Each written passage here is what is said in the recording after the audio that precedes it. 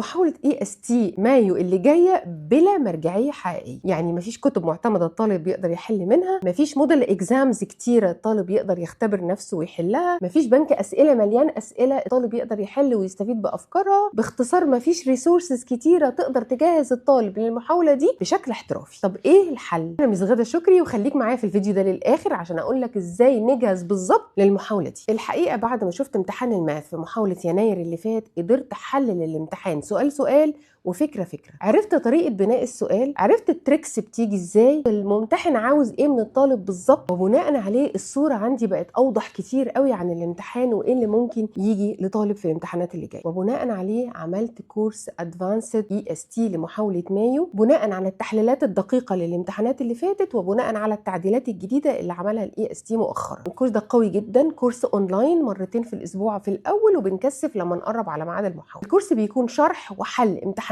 معينة فيها أسئلة منتقاة طبقا للتحليلات اللي أنا عملتها والتعديلات الأخيرة. هدفنا ندخل محاولة مايو واثقين، نحل وإحنا فاهمين، نخرج مطمئنين وسكوراتنا بتعكس شغلنا الحقيقي. أي سؤال عن تفاصيل الكورس ده مسجات الصفحة أو الواتساب اللي هتظهر لك على الشاشة.